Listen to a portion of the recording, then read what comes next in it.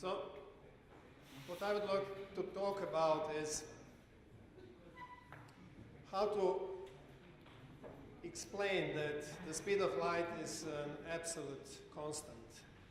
So, of course, it is an experimental fact of physics. You just do a Michelson-Morley experiment and then you see it is constant in every reference frame. But nevertheless, you can ask the question, why is that? Like, for example, it is an experimental fact that if you have a closed surface which is charged, then there is no electrical field inside.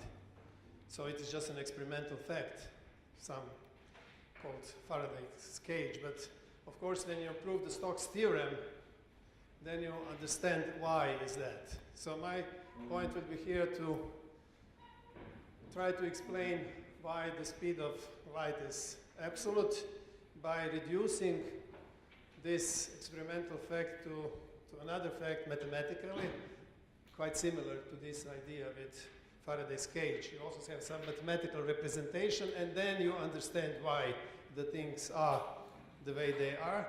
So the point is to prove that everything has the speed of light, and if it's like that, then there's no problem. It's just one speed. So it sounds rather strange, but you'll see what's behind this assertion. So let me start with some quite simple introduction to special relativity, which I suppose most of you know, but let me elaborate a little bit. If we start from the assumption that the speed of light is independent on the reference frame, which is an experimental fact, then it is quite easy to prove, so you can say it in the way that speed of light is absolute. You can then prove that time is not absolute, so that it should be dependent on the reference frame. So the argument is extremely simple. I was giving this argument to the pupil in the higher classes of elementary school, and they understood it. So it's extraordinary how special relativity is really simple theory. So you have two reference frames, as always. One is the rails, another which is the black one, another is train which is moving uniformly. This is the blue one. And then if you send a signal from the middle of the train to the front of the train and to the end of the train, then because it's in the middle in the frame, in the blue frame of the train, the signal will be received in the same moment at the end and at the front. So these two events are simultaneous in the blue frame. If you are on the rails, so you are in the black frame, then of course the train is moving away from the signal, the beginning of the train, and the end of the train is moving toward the signal. So it follows that the signal will be received first at the end of the train and after that on the front of the train. So these two events are not simultaneous. The receiving of the signal at the end and the front are not simultaneous in the black system. And if you don't have, if simultaneity is reference frame dependent, then it means that time is reference frame dependent. So let's elaborate. So this qualitative idea of relativity of time, if the speed of light is absolute, is quite simple. But if the speed of light is absolute, that was the main breakthrough. So in what follows, just one remark, I will use units of space and time in such a way that the speed of light has a numerical value of 1. So you can use for, let's say, distance 1 light second, and for time 1 second, or you can use for distance 1 foot and for time 1 nanosecond, whatever. Speed of light is 1 in our units. So we can, this qualitative argument from the beginning, make a little bit quantitative, so we may also, again, quite easy calculate what is the relation between these two times in these two frames. So now we think of the train moving on the rails as before, but now we are sending the signal, the light from the bottom of the train to the top of the frame. So it takes some time for signal to come from the bottom to the top. And if this time is delta t in black frame and delta t prime in blue frame, then when the signal reaches the top, we have the following situation. We have this triangle, and of course, this side, which is on the rails, is just v times dt, because this is the distance traveled by the train, which is running with the velocity v.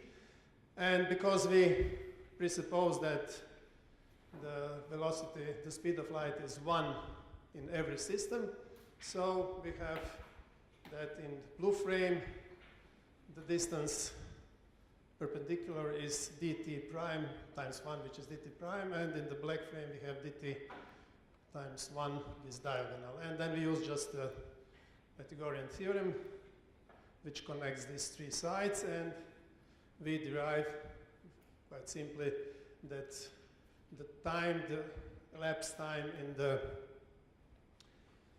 blue frame is contracted, so it's the wording usual, by the factor of 1 minus v square with reference to the time in the black frame. So this is just the relation, which is also quite easy. It's also elementary, you can use it in high school with no problems. I check it, it's okay. Then, of course, now we can also correlate the measuring, how the distance are measured in two frames, because of the relativity of the motion, uniform motion. You have that the same velocity is of the train with respect to rails as of the rails with respect to train. I mean absolute value of the velocity. So you have this relation that delta x over delta t is equal to delta x prime over delta t prime, and then you just calculate delta x prime from this relation, and you get this, and then you substitute delta t prime that was calculated on the page before, and you have also this famous result that the distances are also contracted, so the distance in the moving frame is, in the blue frame is contracted by the same factor. So, I'm sorry, but the velocity is the same with non-prime and prime. Yes, absolute value of the velocity. Because velocity of the train with respect to trains is the same as the velocity of trains with respect to train. It sounds strange. Well, maybe. One with respect to the other. Yes, of course. The velocity is the same. Yes. Because this velocity is your velocity of speed of light. yeah, Sorry? I said that this velocity is really your velocity of speed of light. We'll see. It's just,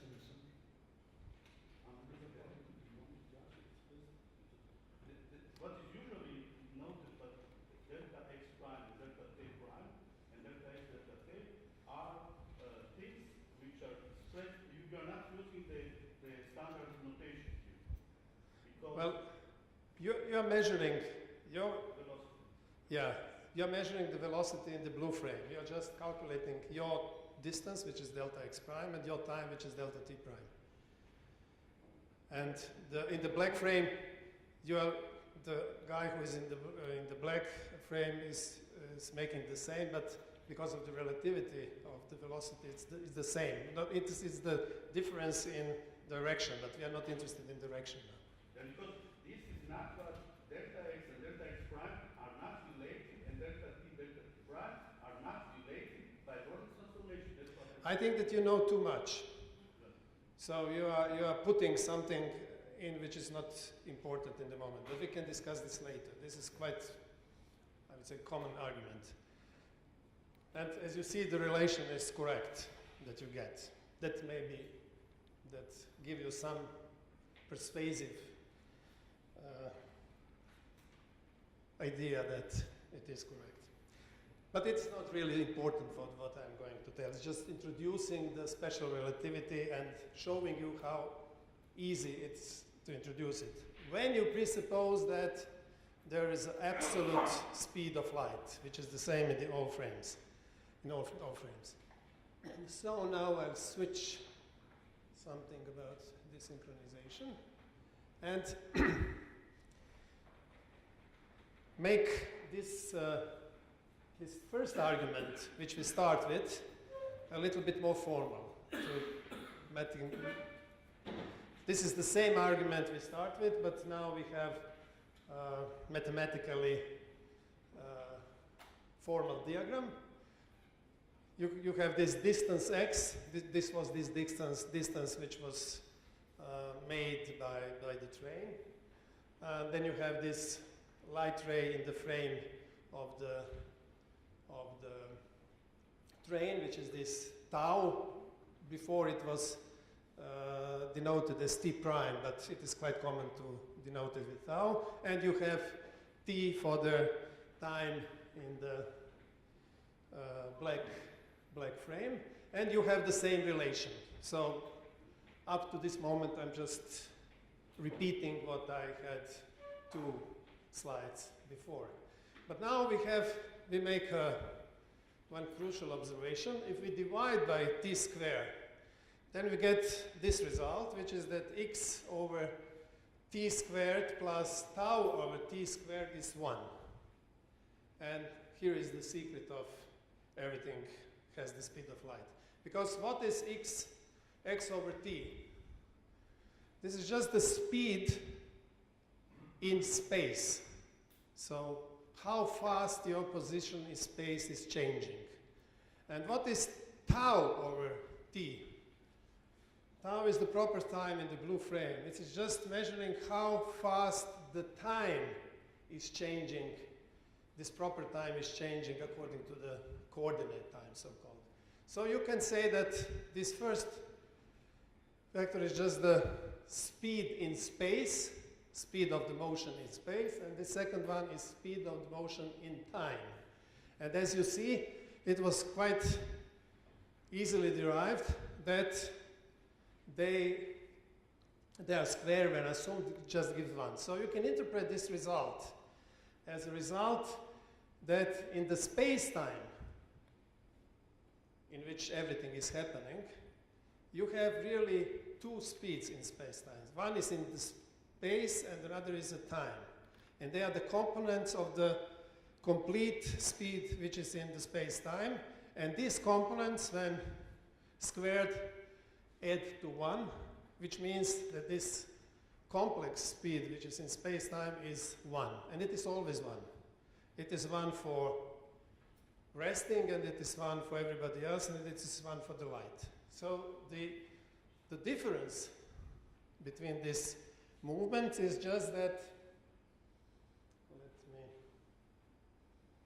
just go, these are just similar diagrams, that if I'm in rest, this is this black line, then my speed in space, which is x dot, is just 0, I'm resting. But my speed in time is 1, because my proper time is the same as the coordinate time, and tau over t is 1.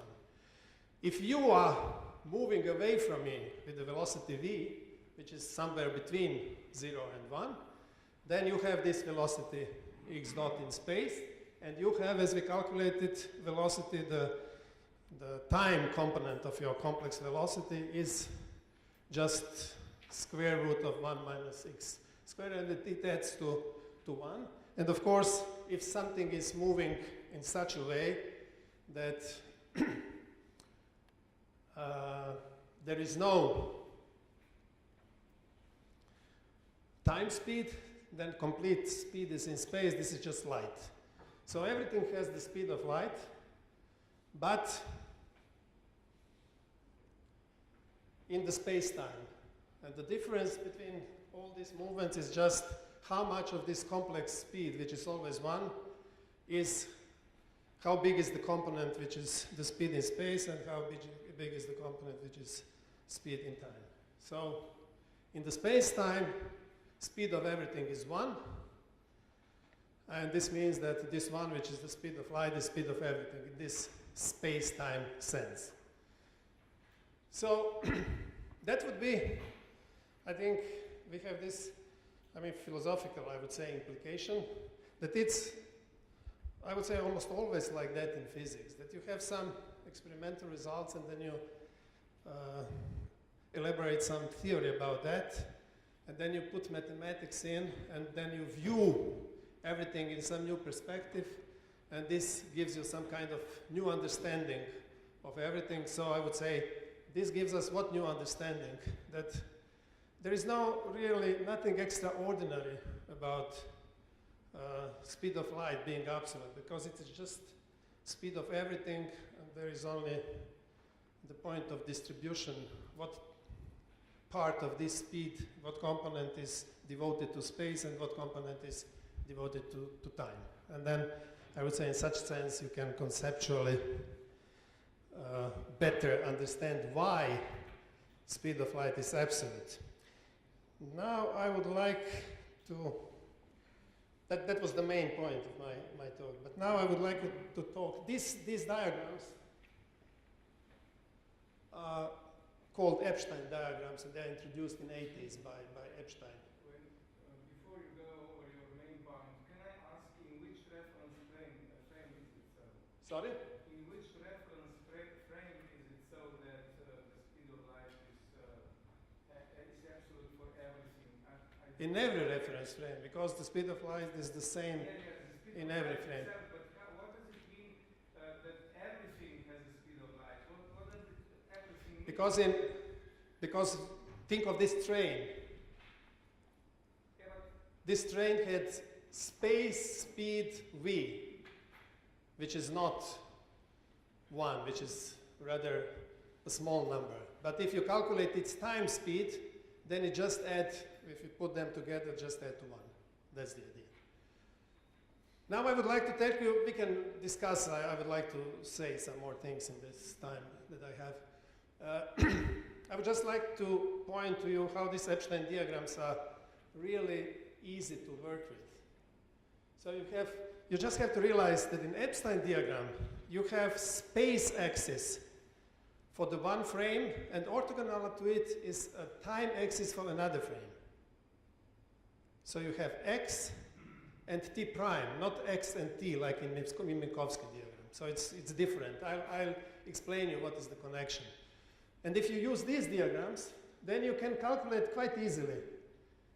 You see, contraction of time. You are interested in the relation between delta t and delta t prime. Delta t prime is on perpendicular. Delta t is on the line of the movement. So you just have a simple calculation and you find the result. If you are interested in connection between delta x and delta x prime, delta x is perpendicular to t prime axis and delta x prime is perpendicular to t axis, you just from this triangle see what is the connection. And if you are interested in this synchronization, which is quite complex calculus, if you remember your special relativity course, it's also quite easy. This formula looks very strange for the first time. It's just if these two events are simultaneous in the prime frame, because they have the same t prime, and if they have distance delta x in the black frame, then they are not simultaneous in the xc frame, but the time difference is delta t. This is called desynchronization in literature. And if you remember of, just check the proof of this result on 153rd page of the Special Theory of Relativity. You'll see what the bless are the Epstein diagrams. So now I'll skip a lot of that. Just to see how it's easy to derive Lorentz transformation from these Epstein diagrams. You just start with a train moving in this direction. You have the front and the end, and after some time you have front and the end here. And if you put all this information in the diagram, you have this rectangular for the blue frame and the black frame. So it's a starting position, finishing position, starting position, finishing position in these frames. And you just calculate what is the connection between x and x prime, t and t prime. Is just elementary school, high school trigonometry. And you calculate this and you get Lorentz transformations. And you realize that the fundamental constant, this green diagonal, is just that t prime squared plus x squared. This is just the fact that you can calculate this diagonal from both of these rectangulars, is t squared plus x prime squared. It is usually expressed in the standard approaches so that you put primes on the one side and non-primes on the other side. But it's much better to put it like that. And I'll explain immediately why.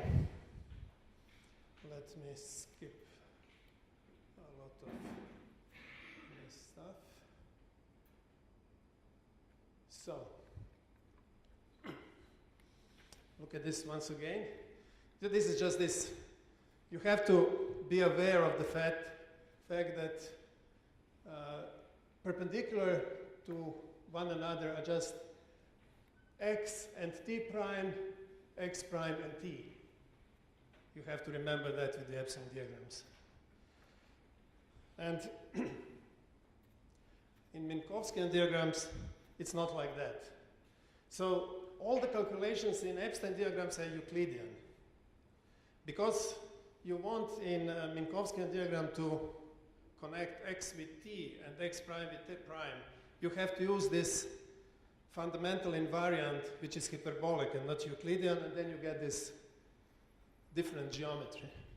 So nothing is Euclidean in this representation. So with Epstein diagram, you're just doing special relativity in Euclidean high school geometry. And let me now explain, and that will be the end of my talk, what is if you really want to find the connection between x, t, x prime, and t prime. This is just the point of theory of relativity and of Lorentz transformations. Then this is the fundamental connection, as I explained. So what are you mathematically dealing with? This is just one-dimensional case. In this one-dimensional case, you are just dealing with four-dimensional manifold, because you have four parameters, x, t, x prime, and t prime. And the connection between all these parameters is given by this relation, which is just a three-dimensional sub-manifold of this four-dimensional manifold. You call it three-dimensional surface in this four-dimensional space. And all that is given in this is given with this relation. So what are Epstein and Minkowski diagrams really? They are just reductions of this all-encompassing information you have in this four-dimensional manifold. It is four-dimensional just to warn you, because we are dealing with one-dimensional movement. If it's in 4 dimensions, then it will be 8 dimensionals, but it's not that important now. And if you concentrate on one point, which is in a rest in the prime frame, which means that x prime is 0, then you can represent this three-dimensional surface in four-dimensional space with just like a two-dimensional surface, which is just a conus, t square equals x square plus t prime square in the three-dimensional space of x, t, and t prime. And this is just, then this conus is really giving you everything you need to know about the connections between x, t, and t prime. And if you want to reduce even more of that, then you can project this conus, which has these three variables, just on this plane, which is xt prime plane, and then this x prime is 0 becomes this line, or you can project on the plane x, on the plane xt. One projection is just Epstein diagram, and another projection is Minkowski's diagram. And what you really have, you can say that Epstein diagram is just one kind of reduction of this real story which is going in these higher dimensions, and Minkowski diagrams is another. And I would say that, of course, Epstein diagram is much more preferable. If you work with them, you'll see it's much easier, and of course, it's completely Euclidean. Why? And I can finish with that. I think that I have this slide somewhere. Why does it happen? No, that's not it. Why does it happen that geometry of Minkowski is Hyperbolian? You can easily explain. Because the geometry of these relations between these two frames is just contained this conus, or even better in this three-dimensional surface of which this conus is just a reduction. But let's concentrate just on this conus, which is the reduction when x prime is 0. And if you look what is happening in one moment in t prime, so you are interested in distances measured in t prime. So fix one moment, and you're just making slice of this conus. And of course, slice of this conus is hyperbola. And measuring distances in this slice is just the measuring distance is hyperbolic. That's just a very simple reason why you have hyperbolic geometry. So this is just to persuade you that Epstein and Minkowski are really doing the same thing. They're just making reductions on something which is on more fundamental level. And I would say that Epstein diagrams are even more preferable because they are simple to do that. They are Euclidean, and, which is also the starting point of my lecture, they show us clearly that every speed is really, when you measure it in space-time, has the measure 1, has the same measure. Or the only differences are just how it is distributed, how much of space component you have and how much of time component you have. So I think I'm on time. If I'm not, excuse me. Thank you.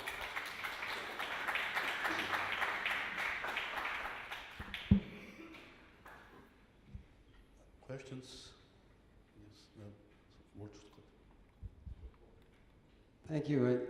I just have a historical point. You call these an Epstein diagram, but I believe that they were actually first introduced by Arnold Sommerfeld in 1909 in a little-known article that was actually presenting or summarizing Minkowski's work. And of course, Sommerfeld was a very good friend of Minkowski. And so, well, yes, indeed. And what was interesting, of course, is that He was his teacher, not just a friend. actually, What does it matter? yes, actually, yeah, I think they were both in Königsberg, but I don't think Sommerfeld was actually, they were both at the same gymnasium, in fact, but they were different from a few years. Yeah, he's not a teacher, but they were indeed very close. And it was actually, from a historical point of view, it's interesting that Sommerfeld would actually propose an alternative to the Minkowski space-time diagram that we all know. This is, of course, as you pointed out clearly, this is similar to and uses the intuitions of a space-time diagram, but it is different. So Sommerfeld proposed this as a way to understand initially the velocity addition theorem. Yeah, of course you can And is there in the Sommerfeld article also this higher dimensional context in which you just reduce all the stuff and put it, with which I finished, you know? That if you look everything in the 4 dimensions of x, t, x prime and t prime, then you just have this 3-dimensional manifold, and if you project it and slice it, then you get one way Minkowski, another way Epstein or Sommerfeld. Well, that's something this particular interpretation of a velocity space can be found in another article of Minkowski's, which was published after his death in 1915. And so, indeed, so Sommerfeld certainly knew about that at some time or other, because he's the one that actually edited this 1907 talk, and which was published in the Annalen der Physik in 1915. And there you find the interpretation of the velocity space as a hyperbolic manifold, which is then... No, I know that, yeah. but you have this grand picture, you know, that you're not just in this... Please use the microphone. Oh, yes. I'm referring to this.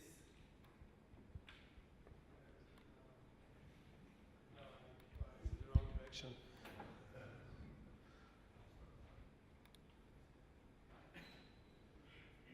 No, where it is. This one, you know. That really Minkowski and Epstein are just reductions of something which is more basic and which is just this conus if you restrict to x prime equals 0, and even if you don't restrict that, then you're in 4-dimensional space, and connection between all the parameters is a 3-dimensional surface, and if you project them on the 2-dimensional images, then you get one way Minkowski, another way Epstein, and then you can just go from Minkowski to Epstein through this 3-dimensional surface or back, and you see that this is already the same thing. There is this in Sommerfeld, or how did they? I tell you, it's been a little while since I read Sommerfeld's article, so I can't actually, but I know the diagram is clearly explained there. Maybe, because it's in the, little known paper, it's not that long of an article, but, so I'm not sure that all the details can be found in Sommerfeld. You'd have to check that out, yeah, sure.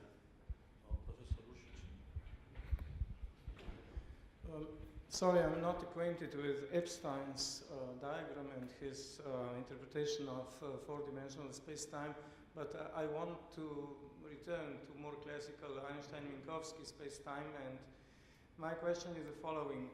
Concerning the very definition of velocity, because of course this conclusion you argued for in accordance with, as far as I understood, with Epstein, is rather queer, that rather strange that everything has a velocity of light. So my question would be, if you return to the space-time of Minkowski, Einstein-Minkowski in special relativity, so the velocity of some body is classically defined as the ratio between the distance in space and time. Yes. So, but if you define in this way velocity, I just guess, that's my question. The velocity means probably something very different, because is it something like interval? Because we know that intervals are invariant in special relativity, intervals among events in a 4-dimensional space and time. So it reminded me, this presentation of yours, that the whole story could be in some way translated or interpreted like the story of invariance of intervals. Is it true or not? This. Well, I don't think so, but maybe I misunderstood something. But let me tell you first that this conclusion that in the space-time velocity is always 1 has nothing to do with Epstein diagrams. You can make it with Minkowski's diagrams. You can make it. What means 1? Tell me. In which reference frame and so on? I told you, 1 is just the velocity of, that was my remark. Velocity of this, the speed of light is 1. Okay. So you can say all the speeds are the same in the space-time. So it doesn't matter if you are using Epstein diagrams, if you are using Minkowski diagrams, or if you are doing like Einstein without any diagrams, just talking about moving trains and calculating the distances. So that's the first remark.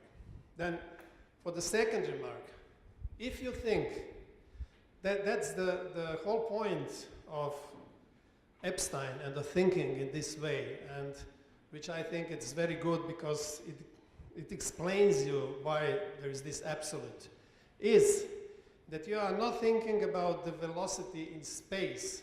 I mean, position divided, distance divided by time.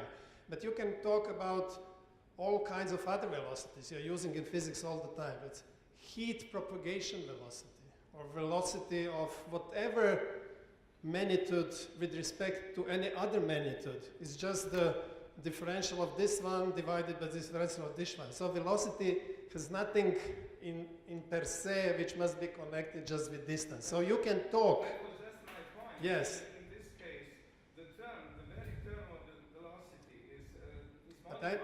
this is just generalizing, you know. And of course, this velocity is not the velocity you're talking about. But I'm just inviting you, just think out of box. And don't think about of the velocity in space. Think about not how fast is distance changing, but connect it with also with how fast the time is passing in the proper time. This is, and you can calculate it, doesn't matter which use, Epstein diagram, Minkowski.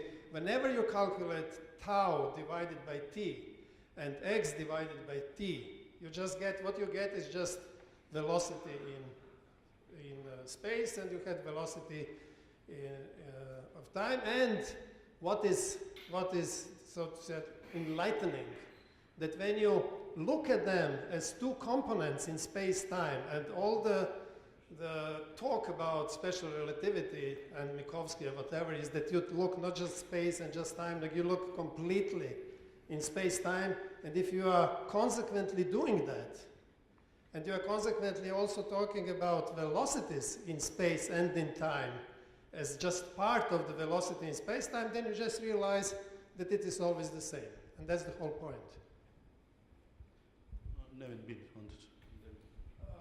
Let me just make a brief comment. I think Uršić is correct. This, what you are talking about, is basically a 4 velocity, or in 4 velocity. In 3 + 1 dimensions. In 2 + 1 this is 2 velocity. So the square of a 2 velocity in general relativity is always 1, and it's invariant. You can even extend it to general relativity to show that every velocity, 4 velocity, is 1. Apart from one example, which I'm going to talk tomorrow, where it can exceed 1. That is the recession velocity of distant galactic object.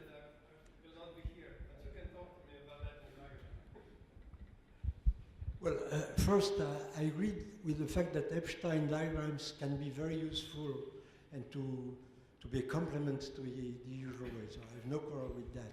But I have the same point as Professor Uršić made. If you talk about velocity of time, with respect to time, you are extending very much the meaning of the very word velocity. If you would be talking about, let's say, the rate of change, that would be all right. But to me, using the very word velocity, which is so very closely associated with the ratio of space to time, I don't think that it is very helpful. That is my first comment. The second one is the following. How in this scheme can you describe velocities higher than the velocity of light? Because you may have things going faster than light, shadows, for instance, things of that sort. And then you will be in difficulty because you are forced to go outside of your circle. You have to go to some hyperbolic thing. First, for the second question, I would say the explanation would be the same as in a classical relativity. I don't see the difference, I mean, for the shades and everything. The same explanation you would give to the shades as some kind of illogical, not real velocity or whatever. So, Yes, sure, yeah. You can put it right. Let me Yeah. It's very simple. Okay. But then I have the objects that are moving faster than light. You can explain within the same scheme, but then the velocities are equal to -1. The square of the velocity will be equal to -1, not 1. So you are in different world, like what you call ghosts or tachyons. They live in a different world. What was the first question? This is just the rate of change. Oh, rate of change. I have no problem. You can call it rate of change. For me, velocity is just a rate of change of distance with respect to time. And you can call this other component a rate of change of proper time with respect to the coordinate time. And I think that it is very informative fact that if these two rate of change are put in the coordinate system of the space-time, then for every uniformly moving object, their velocity combined of, you can call it rate of change, I have no problem with that, is 1. So if you are so used that you cannot call anything which is not distance over time velocity, I can call it rate of change. It doesn't change anything in the presentation. But you can use, I think that you are not completely right in common usage. It is often that velocity is used for all the other phenomena, where it's just like synonyms for rate of change and velocity of change. It's not wedded to just distance. Yeah, but I have no problem with that. Call it rate of But in Minkowski diagrams, the definition is very exact. That's the point. You can use it in different meanings, of course. But if your story is a continuation of Einstein-Minkowski diagrams, in this frame of reference, it's very the concept of velocity is very exactly defined.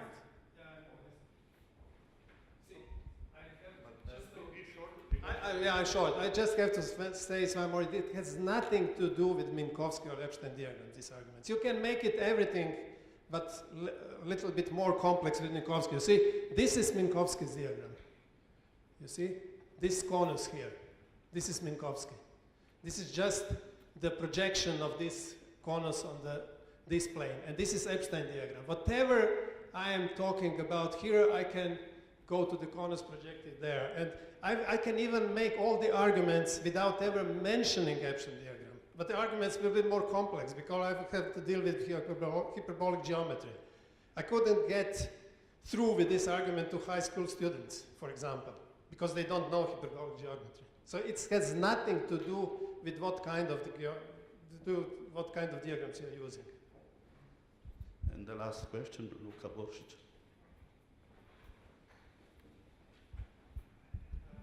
I'm sorry, I just have to apologize. I don't understand anything of these Epstein and Minkowski diagrams. I have no clue what you're talking about when you're talking about that. But what it seems to me is that, if I understood it correctly, you kind of defended the idea that velocity actually equals change. You use those words almost interchangeably. So you said, well, any change, Not change, but the rate of change. anything that happens in time is velocity, so it's change. No change. No, rate rate of of change. change. Okay. It's Quantify the rate of change. okay. So it's not just change, it's changing. And It's changing with this and this intensity. And That's then the velocity. okay, and then you argue that since there is only one type of change, things just change in time, and that's it. No. No. Combined rate of change in space-time is always 1. But it doesn't mean that there are no interesting differences. Interesting differences are what part and how big part of this universal velocity is in space and how big part is in time. And it could be quite different. If you are resting, then your space velocity is 0. And if you are running on the beam of light like Einstein, then your time velocity is 0. So there are differences, of course. Thank you very much. We have to pass to the next talk. it is the talk of Dragan Poljak and Mirko Jakić. And thank you very much.